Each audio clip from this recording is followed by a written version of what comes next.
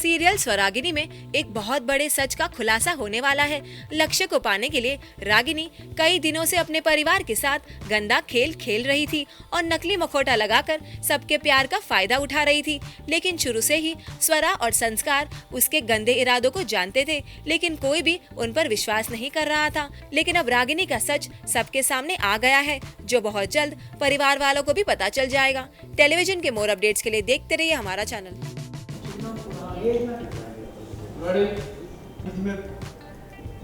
बस roll action में करो ना। अपनी बहन को धोखा दिया, अपने बेस्ट फ्रेंड को धोखा दिया। रागिनी का सच सबके सामने आ गया है, मेरा भांडा फूट गया है और ये सब कुछ संस्कार, लक्ष्य और स्वरा की मिली भगत की वजह से हुआ था, वरना रागिनी तो हार मानने वालों में से नहीं है।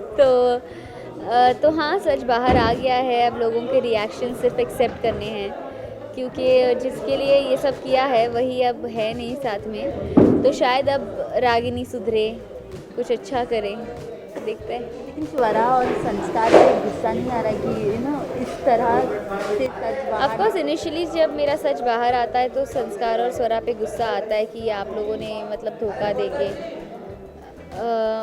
मोस्टली एक्चुअली संस्कार और स्वरा का कुछ कनेक्शन ही नहीं है मेरे रिएक्शन में। आफ्टर मेरा जब सच बाहर आ जाता है, रिएक्शन सिर्फ लक्ष्य की तरफ है, क्योंकि लक्ष्य के सामने सच बाहर आ गया है और मैं बस जस्टिफाई करने की कोशिश कर रही हूँ कि ये मैंने सिर्फ आपको पाने के लिए, मतलब लक्ष्य को पाने के लिए किया है, उनके प्यार के लिए किया है। पर अब सब के रिएक्शन ये है कि प्यार पाने के लिए इतना गलत करने की ज़रूरत नहीं होती है।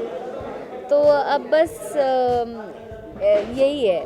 लेकिन जिसको पाने के लिए इतनी मशक्कत, इतनी मुश्किलें उठाई थी, आज वही चला गया। यस, रागिनी के लिए। यस।